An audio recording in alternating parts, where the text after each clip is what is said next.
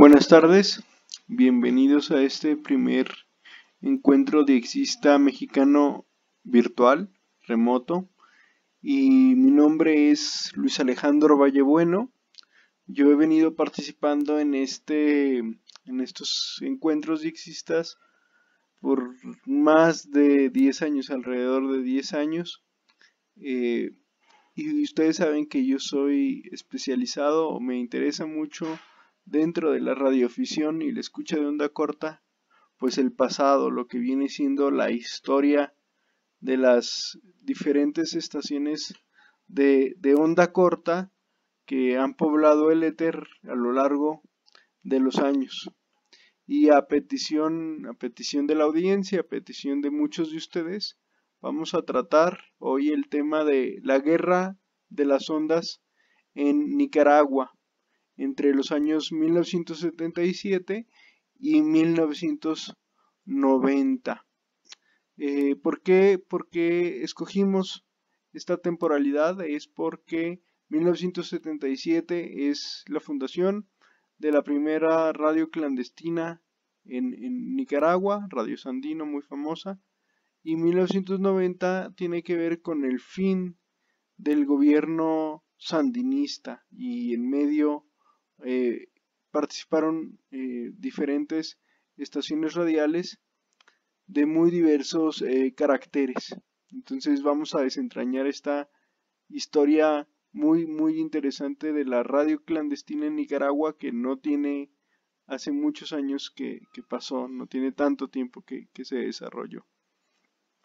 Para empezar a desentrañar lo que es una emisora clandestina y sus impactos en la agitada escena nicaragüense, tenemos primero que definir qué es una emisora clandestina, y a este respecto hay muchos debates.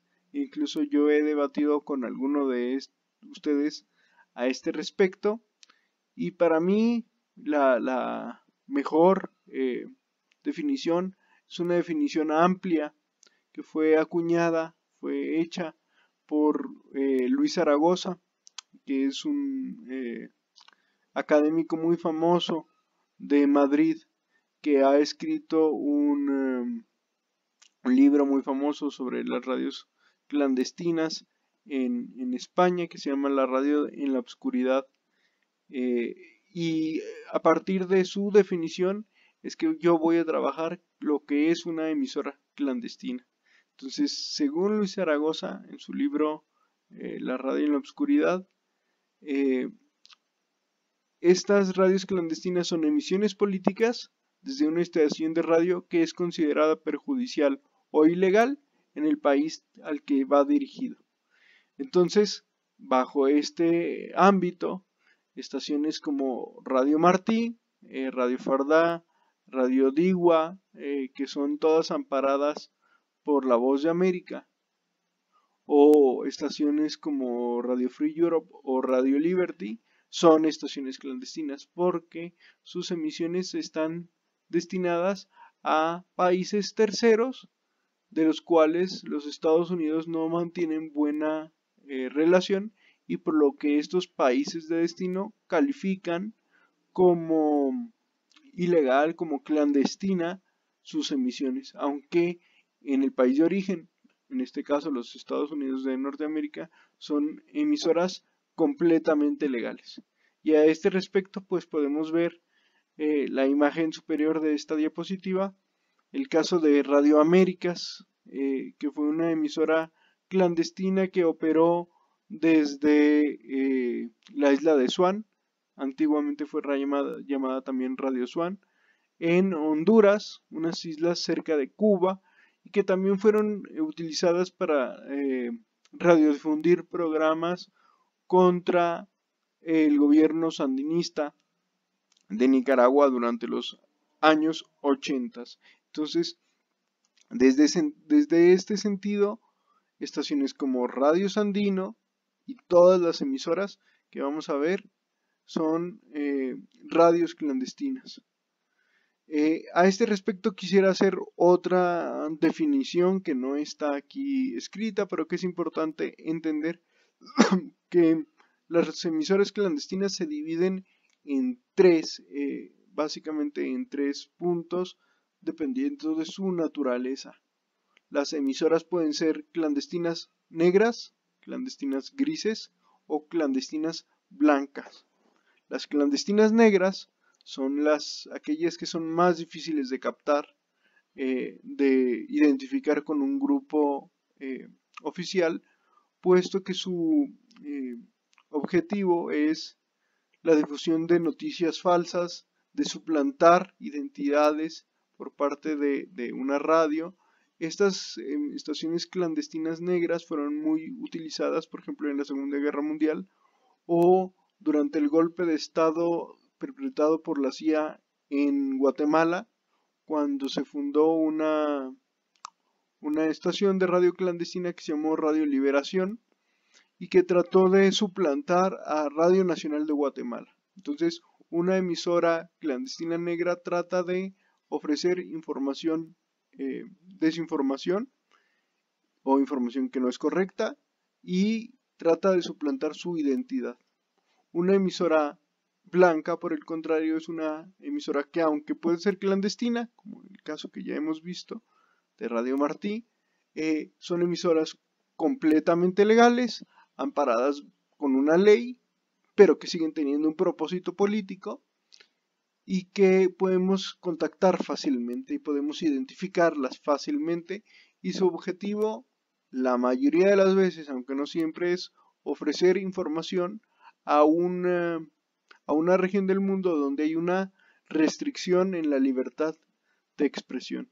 Y una tercera categoría, y es el caso de Nicaragua, es muy abundante en esta categoría, es las radios grises, que en un principio fueron negras y se fueron transformando hacia blancas, o que en un principio fueron blancas y luego se transformaron hacia negras. Estas son las llamadas emisoras clandestinas grises, y las radios, sobre todo de la contra nicaragüense, utilizaron mucho este esquema. Ya lo veremos. La primera radio clandestina que vamos a ver es Radio Sandino, pero antes yo quisiera hacer otra salvedad, y es que primero vamos a ver las emisoras que estuvieron ligadas a el Frente eh, Sandinista de Liberación Nacional, es decir, aquellos que operaron con una ideología marxista de izquierdas revolucionaria, amparado bajo la idea de la revolución sandinista. Y luego vamos a ver las estaciones de los contras, que son estaciones financiadas por los Estados Unidos, que son contrarrevolucionarias y que operaron a partir del triunfo de la revolución sandinista en julio de 1979. Entonces, la emisora más conocida y de más larga tradición en la clandestinidad nicaragüense fue Radio Sandino, que actualmente es una emisora totalmente blanca, totalmente legal, y que opera en la FM en Nicaragua y en una serie de retransmisiones a lo largo de todo el territorio nicaragüense, ¿no? También tienen una frecuencia de onda media, me parece que 760, 780 kilociclos. Es una estación que yo llegué a captar en Tapachula, Chiapas, y de la cual pues no pude obtener información, confirmación QSL. Entonces, Radio Sandino inicia sus transmisiones en octubre de 1977 desde la plataforma de un camión en la frontera entre Nicaragua y Honduras, ¿sí? En la región norte de Nicaragua, aunque oficialmente estaba transmitiendo desde Honduras. Esta idea surgió del comandante Silvestre, que fue un comandante que estuvo luego destinado en la zona de Rivas, en Nicaragua, y vamos a ver cómo surgió de una manera, digamos, artesanal. Su sede, digamos, permanente durante la guerra se movió de esta frontera primera en Nicaragua, Honduras, en la cual solamente estuvo de 2 a 3 meses, lo vamos a ver en un momento, se va a mover hacia Liberia, Costa Rica, muy cerca de la frontera con Nicaragua, la frontera sur de Nicaragua, operando, como decíamos, muy artesanalmente con una antena dipolo de 25 metros que estaba instalada entre dos higueras. Fíjense en qué condiciones, digamos, tan artesanales, tan silvestres, opera en un principio Radio Sandino, y se utiliza un transmisor Collins de 2 kilovatios, ¿sí? Es una radio que por principio de cuentas se decomisó a la Guardia Somocista, a la Guardia Oficial en este momento nicaragüense, y que desde este pequeño transmisor de apenas 2 kilowatts se va a operar siempre desde Costa Rica, ¿no? Aunque, como lo pueden ver aquí al final de esta diapositiva, hubo una serie de pequeños transmisores móviles que operaron en la banda de 41 metros, generalmente entre frecuencias un poco salidos de banda, entre 7150 a 7800 kHz, y que van a operar esporádicamente, espontáneamente, ¿sí? Van a estarse moviendo para que la guardia del somocismo del gobierno establecido en Managua no las puede captar y no las pueda silenciar. Esta idea de las frecuencias volantes va a ser una táctica muy difundida por otras radios clandestinas, no solamente de Centroamérica, como lo podrían ser Radio Venceremos en el Salvador o La Voz Popular de Guatemala, sino que esta táctica fue inventada en la Segunda Guerra Mundial hacia los años de 1941, cuando la Unión Soviética operaba la recordada Radio España Independiente, la Pirenaica. Utilizaban una serie de que ellos llamaron y bautizaron como frecuencias volantes, ondas volantes, para eludir la interferencia que el gobierno de España aplicaba sobre estas emisiones clandestinas. Bueno, siguiendo este ejemplo, el gobierno, en este momento, el grupo guerrilleros de Frente de Sandinista de Liberación Nacional va a aplicar esta misma técnica de frecuencias volantes. Generalmente eran transmisores muy pequeñitos, de 200 kilowatts, digo de 200 watts, 250 watts de potencia, y se movían por los frentes de guerra que operaban en la retaguardia sandinista, ¿no? ¿Cómo era, digamos, qué tipo de programas podíamos encontrar en Radio Sandino en la primera época, ¿no? Y es una serie de juicios populares que se hicieron a los miembros de la Guardia Nacional Somocista. La Guardia Nacional Somocista era el aparato represor auspiciado por la dictadura de Anastasio Somoza Debayle, ¿sí? Y que tenía, digamos, un efecto de ejército de Nicaragua, un ejército no oficial. La historia de la Guardia Nacional Somocista es larga, y podemos situarla incluso unos 40, 50 años antes de este momento de 1977, ¿no? También hay que decir que las emisiones de Radio Sandino fueron transmitidas por Radio Habana, Cuba, desde su inauguración en 1977, noviembre de 1977, y van a ser también emisiones esporádicas de 20-25 minutos, ¿no? Que van a estar insertadas en la programación de esta importante emisora internacional, ¿sí? Eh, hay que decir que el sandinismo no fue un movimiento guerrillero unificado, ¿no? Fue heterogéneo, fue diverso y básicamente tuvo tres posiciones, ¿sí? La posición que fue mayoritaria y finalmente ganó fue la guerra popular prolongada, ¿sí? Que establecía una serie de guerrillas, de frentes guerrilleros que se movían por todo el territorio, ¿sí? Un poco al nivel del foquismo, del guevarismo, ¿no? Eh, También estaba la tendencia más pegada hacia Moscú, hacia la ortodoxia comunista, que era la tendencia proletaria, ¿no?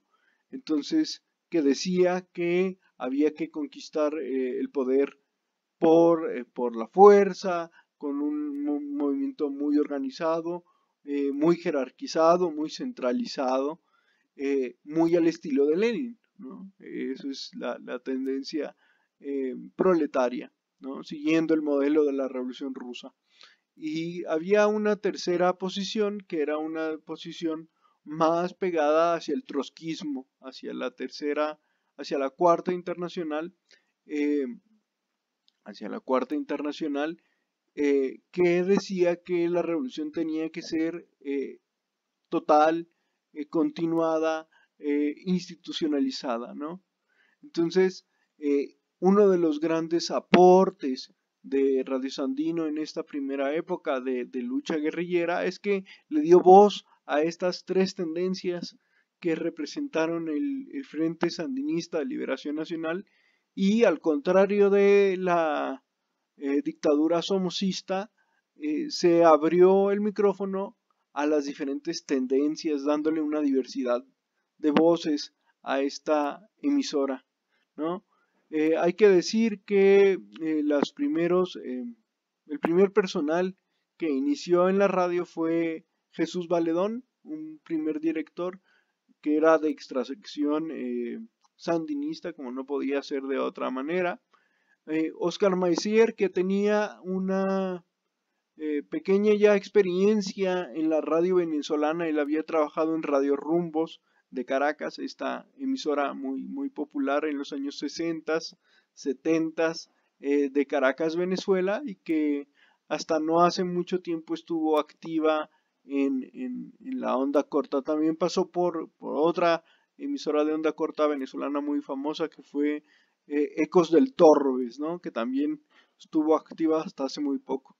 Y su primer técnico fue Antonio Cordero, que era costarricense, que él operó algunas radios eh, eh, costarricenses en San José, como Almatica, por ejemplo, una radio muy antigua de Costa Rica de los años 40. Y finalmente hay que decir que Radio Sandino fue también una importante medio de alfabetización guerrillera, de formación de cuadros políticos, de formación de grupos de disciplina en la guerrilla, ¿no? Y en este punto vamos a profundizar a continuación, ¿sí? ¿Cuáles eran las funciones de Radio Sandino? Como decíamos, era una escuela radiofónica, entonces por lo tanto tenía que tener formación ideológica y de conciencia de este grupo, de los miembros del grupo guerrillero. Por lo tanto se daban algunas orientaciones de parte del Comité Central del Frente Sandinista. Se daba orientación guerrillera y a este sentido hay hay un disco muy famoso de Enrique Mejía Godoy donde por medio de canciones, de coplas, se enseñaba a armar granadas, a operar los fusiles, a marchar, cosas tan simples como marchar. Y este es uno de los, quizás, es el más importante valor que tuvo Radio Sandino. Además, obviamente, de tener un contacto de información con el exterior, ¿no? No solamente porque tuviera oyentes y simpatizantes allende las fronteras nicaragüenses. Se oía generalmente en toda América Latina, y especialmente con las retransmisiones de Radio Anacuba, ya veíamos, sino que era un modo de romper con el cerco informativo y de censura del gobierno de Nicaragua, que en este momento era un gobierno dictatorial que manejaba la información férreamente, ¿no? Aquí en esta imagen pueden ver cómo pudieron haber sido los transmisores de estas ondas volantes que les decía anteriormente. Esta imagen no corresponde a Radio Sandino, sino a Radio Venceremos, pero podemos darnos una idea de cómo eran los equipos de estos ondas volantes que les decía anteriormente, ¿no? Entonces, hasta aquí, digamos, la etapa guerrillera de Radio Sandino, y vamos a ver ahora la época victoriosa, ¿no? Entonces, el 19 de julio de 1979, hace 41 años y unos días, el Frente Sandinista, con esta visión de guerra popular prolongada y a cargo de Daniel Ortega, el comandante Daniel Ortega, que vemos en la imagen, llegan a Managua. Anastasio Somoza huye, me parece que primero huye a Miami y luego terminará en Paraguay. Y entonces, ante este vacío de poder, los sandinistas van a tomar la ciudad de Managua y van a ganar esta guerra, ¿no? Preparando la ofensiva final que se va a dar en el verano del 79. En la primavera del 79 se va a hacer una renovación técnica de los equipos de Radio Venceremos. Se van a comprar transmisores de mucha mejor calidad. Estos pequeños transmisores de 2 kilowatts van a ser reemplazados por transmisores de 5 kilowatts. Se va a más que duplicar la potencia y se va a oír más la radio Sandino, ¿no? El Radio Sandino, que en los primeros momentos, en los primeros meses, casi durante el primer año de existencia de Radio Sandino, solamente se podía oír en la zona, en el departamento de Rivas, en Nicaragua, ¿no? Y era poco lo que se podía llegar hacia otras regiones como León, como la misma Managua o como la costa en Bluefields, ¿no? Por ejemplo. Entonces, con la llegada, con la victoria, Radio Sandino va a ser transmitido en FM y se va a conformar en una de las cadenas más importantes de la radiodifusión nicaragüense del momento, ¿no? Y no solamente eso, sino que se va a operar desde los mismos estudios de Radio Nacional de Nicaragua, que en un primer momento era la radio del enemigo, ¿no? Entonces, también, como decía el historiador polaco Ryszard Kapuczynski, la revolución se ganó en el radio, en la televisión, ¿no? En los medios. Y este es un ejemplo, ¿no? A partir de este momento y con la victoria del Frente Sandinista en Nicaragua, se va a afianzar el papel de la música como elemento orientador, como elemento pedagógico de la lucha guerrillera y ahora de la construcción de la nueva patria sandinista, ¿no? Entonces aquí vemos ejemplos de ese momento de euforia. Bueno, entonces hasta aquí, digamos, el primer apartado, que fue la historia de Radio Sandino, ¿no? Pero Radio Sandino no estuvo sola, como ya lo vimos, fue acompañada por Radio Habana, Cuba, retransmitiendo su programación, pero investigando me encontré una estación de radio muy interesante, que fue Radio Noticias del Continente, cuyo indicativo fue Tango India Radio Lima, ¿sí?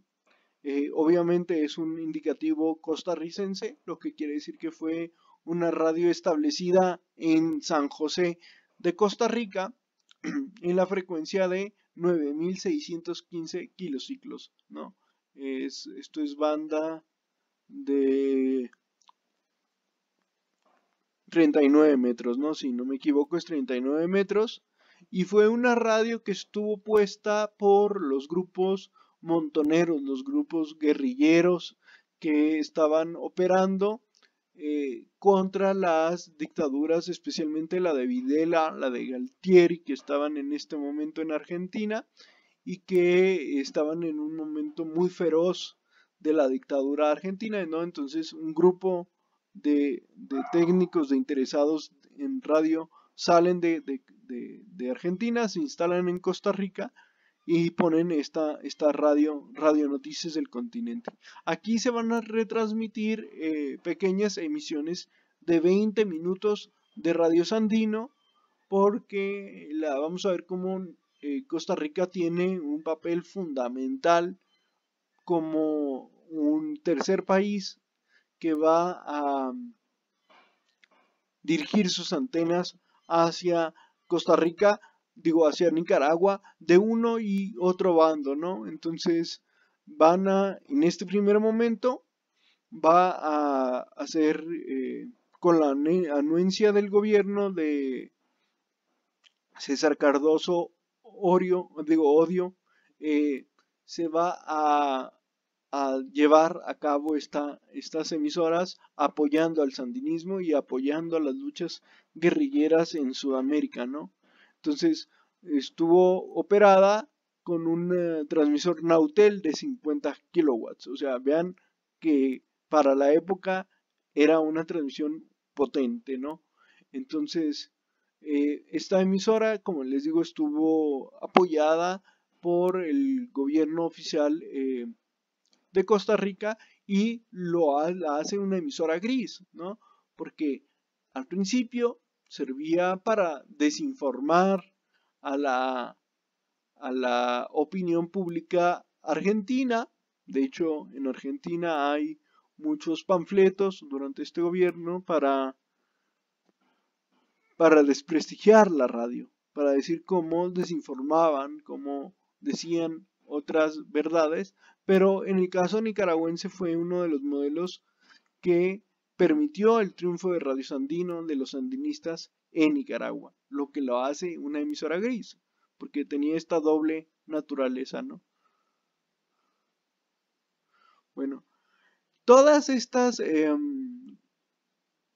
diferencias, esta agitación política que se da en Centroamérica, no solamente en Nicaragua y en el resto del continente, se da en un momento muy especial, ¿no? Los años 80, que es meses después de la victoria sandinista en julio del 79, va a llegar Ronald Reagan a la presidencia y su la obsesión de Reagan, como muchos de ustedes saben, era acabar, finiquitar al comunismo, que en este momento era un régimen periclitado, por lo menos en su rama soviética, y que él iba a dar el golpe final y moral para el fin del comunismo, como efectivamente pasó al final de la década, ¿no? Entonces, este cambio de signo en los asuntos nicaragüenses no solamente tienen que ver con este cambio en la Casa Blanca, sino que también en Costa Rica va a haber un cambio de gobierno y es el fin del gobierno de Carozo Odio, que como vimos había apoyado a los sandinistas, ¿sí? Para 1980 hay un cambio de gobierno y el nuevo gobierno va a apoyar a las políticas más cercanas a los Estados Unidos, más acompasado, va a acompañar esta política anticomunista propugnada por los Estados Unidos y va a ser secundada por Costa Rica, lo que va a permitir la llegada de radios clandestinas contra el sandinismo en Costa Rica, ¿no? También hay que decir que las dictaduras militares en América Central estaban en auge, ¿no? Ya vimos cómo Nicaragua pues triunfa la revolución durante muy poco, un poco tiempo antes de 1980, unos 6 meses antes, pero las dictaduras seguían presentes en otros países, en Honduras, ¿sí? En Guatemala. 1980 es el año que gobierna Ríos Montt, por ejemplo, que durante un año, a él solo le bastó un año para hacer masacres enteras en el pueblo guatemalteco. Y vamos a ver cómo la situación en los años 80 se empieza a calentar también en Panamá, ¿no? Entonces, vamos a ver cómo se va a crear una serie de radios contra este nuevo gobierno de izquierdas que se ha establecido en Costa Rica. Y es así como se va a crear Radio Liberación en la ciudad de Tampa, Florida, ¿sí? En los 1520 kHz, ¿sí? Radio Liberación, el nombre de la radio ya lo habíamos dicho, se había usado también en Guatemala, había sido una radio financiada por la CIA, como también lo va a hacer esta, ¿sí? Y va a ser puesta con la tapadera de un señor, de un pastor evangélico que se llamaba Jerry Podwell, que fue muy famoso en los años 80 en onda corta, ¿no? Él, por ejemplo, fue transmitido por KGEI de San Francisco, California. Muchos de ustedes habrán oído esta emisora, ¿sí?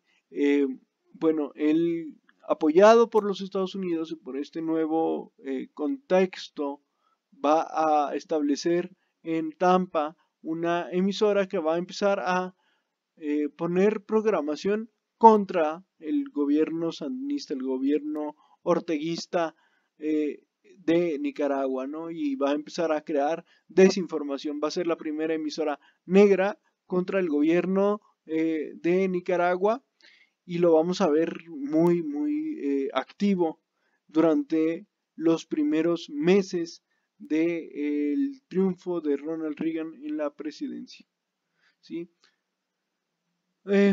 Junto con la llegada de esta Radio Liberación en Honduras se va a crear una serie de bases radiofónicas, ¿sí? En San Pedro Sula, en Tela, ¿sí? En la misma Tegucigalpa, y se va a reactivar la antigua emisora de Radio Américas, que fue una radio operada por la CIA en la isla de Swan, ya decíamos, muy cerca de Cuba, para debilitar sin éxito el gobierno de Castro y acompañar la invasión de Bahía de Cochinos, ¿sí?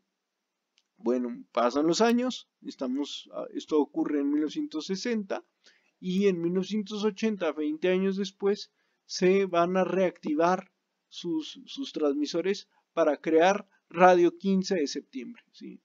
Esta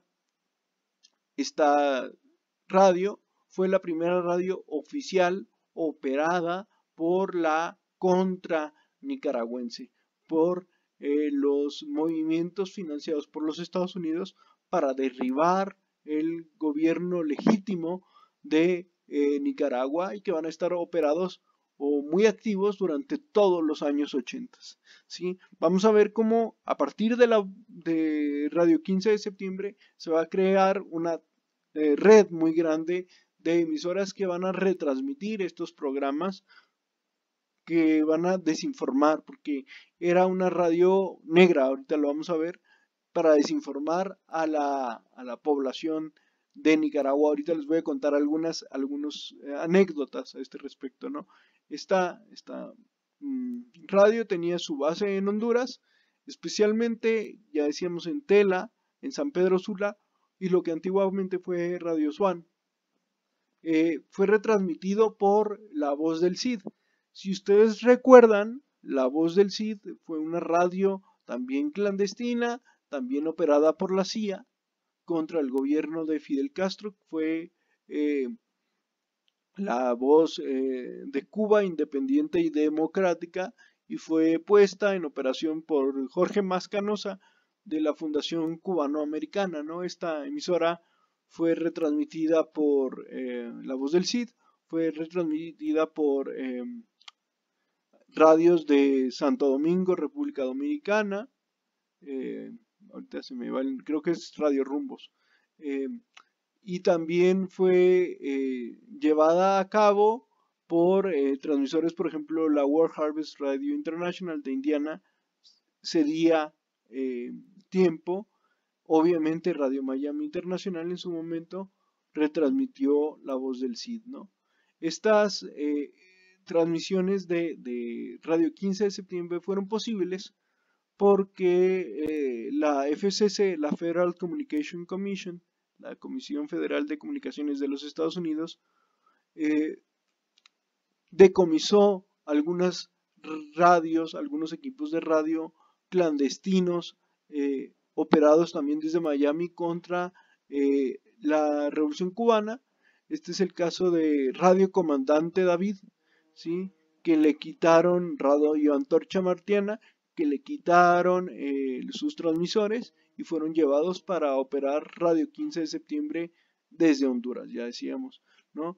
Pero esta red que veníamos diciendo que incluía Florida, incluía estaciones clandestinas contra Cuba, incluía Honduras, no estaba sola. En este momento, muchos de ustedes recordarán, en 1530 kHz se pone desde Quesada, Costa Rica, fíjense otra vez Costa Rica, un retransmisor, un repetidor de los programas de La Voz de América en español dirigidos hacia Nicaragua, ¿no? Para transmitir propaganda y la visión de los Estados Unidos, la opinión oficial de los Estados Unidos, para debilitar el gobierno de Daniel Ortega en Costa Rica, ¿sí? Estas frecuencias de Radio 15 de septiembre están en 49 metros, 6.214 kHz y 5.929 kHz. Fíjense que no son frecuencias exactas, ¿no? No son las frecuencias que estamos acostumbrados a oír en onda corta, ¿no? Y además estaban apoyadas por, como decíamos, las emisiones que antiguamente fueron de Radio Américas.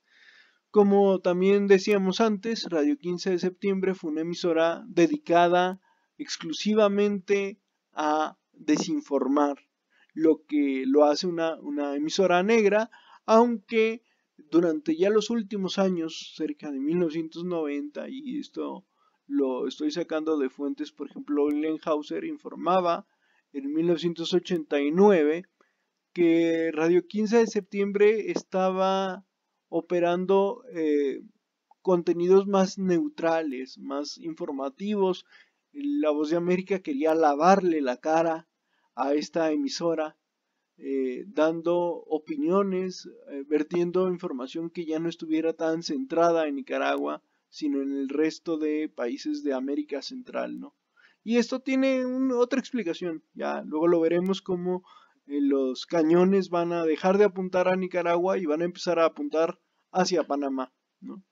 Entonces este va a ser el final de de esta emisora, ¿no? Y a continuación vamos a hablar de Radio Impacto, que a mí me interesa mucho, tiene una tiene una historia bien interesante. Radio Impacto fue una radio costarricense totalmente legal, comercial. Empezó siendo musical, pasaba música pues tropical, boleros, tango, cha-cha-cha, todos estos ritmos latinos, bambuco, ¿no? Entonces empezó siendo una emisora totalmente legal, con publicidad, una radio como cualquiera, pero operaba frecuencias tanto de AM como de onda corta, y vamos a ver las frecuencias de onda corta, ¿no?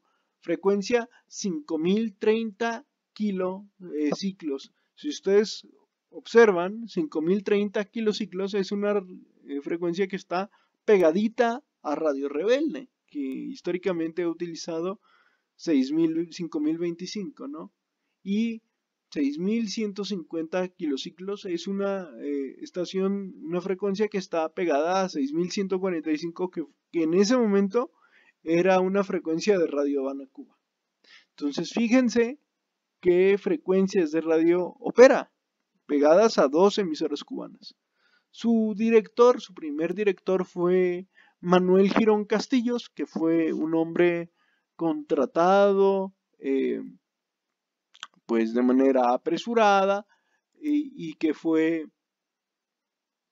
removido cuando le cambiaron la línea editorial, el contenido a esta emisora. Él tuvo que renunciar, él fue sacado de la emisora por protestar, porque de pronto la emisora empezó a llenarse de contenido político, ¿no? Otra cosa interesante es su frecuencia de AM. Su frecuencia de AM es 980 kHz. Es una frecuencia que está justo en medio de la banda, y que operaba con transmisores desde la ciudad de Guanacaste. Fíjense que operaba desde Guanacaste, no desde la capital, no desde San José. ¿Por qué Guanacaste? Guanacaste es una pequeña ciudad fronteriza pegada a Nicaragua. Entonces, si tú operas desde Guanacaste, no es para que te oigan en Costa Rica, sino para que te oigan los nicaragüenses, ¿sí? Lo que se llaman border blasters, estaciones de frontera, ¿no? Pero operaba con una frecuencia, con una potencia muy extraña, que es 53 kilowatts de potencia en AM, ¿sí? Hay que decir que esto es un exceso de potencia. O sea, la emisora oficial de Radio Nacional de Costa Rica operaba con 20 kilowatts de potencia para cubrir todo el territorio costarricense, ¿no? ¿Qué hacía operando más de 50 kilowatts? Pues ahí podemos perfilar su interés, su verdadero interés, que era llegar a Managua, llegar incluso a regiones tan lejanas como San Andrés en Colombia, ¿no? Que fue donde fue oída, o sea, llegar al Caribe nicaragüense, a la zona de Bluefields, por ejemplo, ¿sí? Esta emisora fue cedida, fue comprada por una compañía, creo que aquí tengo el nombre de la compañía. Fue comprada por una compañía venezolana a los antiguos dueños de Radio Atenea, que fue una radio muy popular en los años 60 en Costa Rica, y que tenía un contenido meramente musical, ¿no? Pero Radio Impacto fue puesta en operación con un corte primero pues comercial, musical, ya veíamos, y vamos a ver cómo va a ir cambiando su programación, ¿sí? Los programas de mayor audiencia, o que simulaban tener mayor audiencia, se llamaban Carta de Amor a Nicaragua, ¿sí? Este programa era una emisión radial de 25 minutos en la que antiguos miembros de la Guardia Somocista nos hacían remembranza del antiguo régimen dictatorial y de las malas condiciones que en ese momento estaba atravesando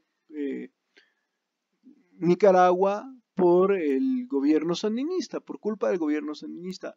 Eso nos parece muy actual, ¿no? Con otro país sudamericano, más o menos es lo que está pasando ahora en otra región del mundo, ¿no?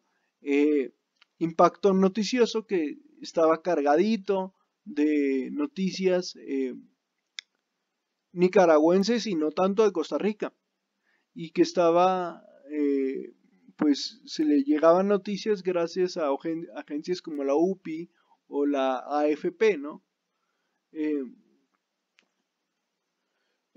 Su primer reporte llegó en mayo de 1981 desde Ontario, fue oída en Iowa, en Nebraska, en el norte de los Estados Unidos, el sur de Canadá, Quebec, y al principio recibían los diexistas muchos regalos, pegatinas, banderines, discos, playeras, pues todo aquello que los diexistas coleccionamos, ¿no?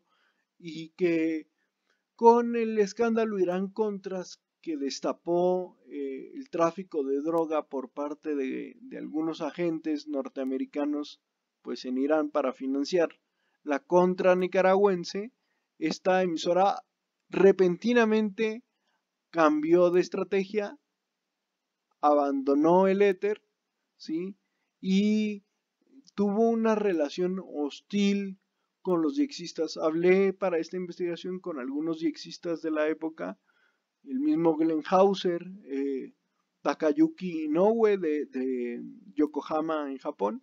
Me contaron que cuando ellos conocieron esta emisora, ellos fueron recibidos de manera grosera y hostil por parte del poco personal que quedaba. Aquí podemos ver las instalaciones de esta emisora, ¿sí? Son fotos de la época cedidas por Dan Moore, y podemos ver cómo está pues en una casa normal, no, está como camuflajeada, ¿no?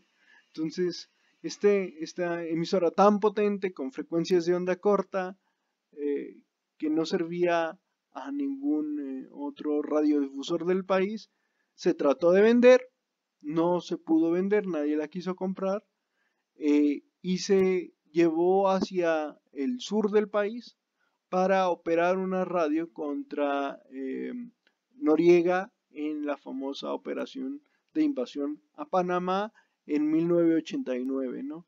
Entonces, finalmente, en 1990 fue comprada y por un particular, Parmenio Pinzón, y se creó Radio Cordillera, que estuvo activa en onda corta hasta 1993-94, ¿sí? Estas fueron las principales radios operadas por la contra nicaragüense, pero no fueron la única, ¿no? En la costa atlántica de Nicaragua estuvo Radio Miscut, ¿sí? Que tiene un indicativo legal nicaragüense, un YP, Yankee Papa, ¿sí? Y que fue operada desde el puerto de Puerto Cabezas. Esta información la saqué de una antigua QSL de un diexista alemán que recibió una carta de su director y donde le explican todos estos datos que les voy a pasar a continuación, ¿no? Es una frecuencia de 5770, un transmisor Mackay de 2 kilowatts, transmisiones de 6 de la mañana a 21 horas en idioma misquito, ¿sí? El idioma misquito es un idioma indígena que se mezcla con algunas tradiciones afrodescendientes de Nicaragua, el garúfina que se llama, y se crea un idioma muy particular, ¿no? Lo importante es que se hicieron retransmisiones de Radio 15 de septiembre para esta población indígena, ¿sí? Yo considero que como se utilizó con fines propagandísticos para retransmitir una emisora que fue muy combativa, muy soflamera contra el gobierno sandinista, pues yo la considero una emisora gris. Por lo tanto, así la clasifiqué, pero no fue la única, ¿no? Hay emisoras pequeñas que de las cuales traté de buscar más datos y no encontré mucho, ¿no?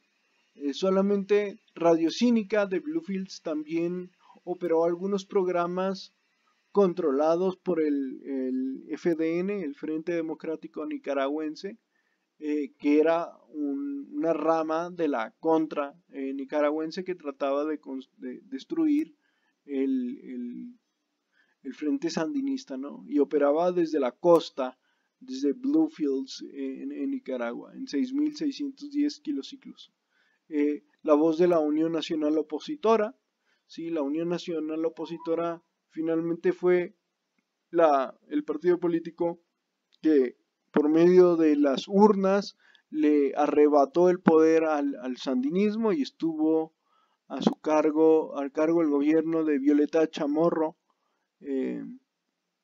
durante toda la década de 1990, ¿sí? Y ahora ha vuelto al sandinismo el gobierno en Nicaragua. También Radio Monimbó, Radio Sandino, que era una radio contra nicaragüense, no hay que confundirse con la primera Radio Sandino que expuse, ¿no? Esta emisora que se llamó La Voz de Sandino trató de imitar el estilo de Radio Sandino, por eso la considero una emisora negra. Y lo mismo emisoras de Nicaragua Libre, que trató de desinformar a sus auditores y mezclaba información haciéndose pasar por una radio sandinista.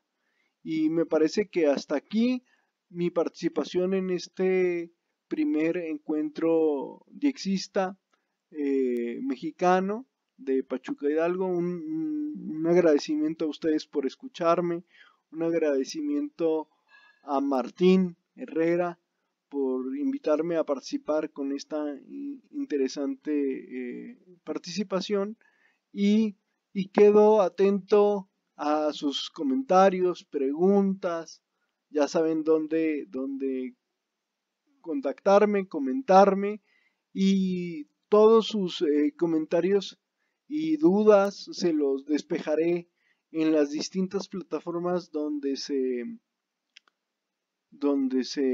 difunda esta información. Un saludo a todos y quedamos a la escucha. 73 a todos mis amigos diexistas de México.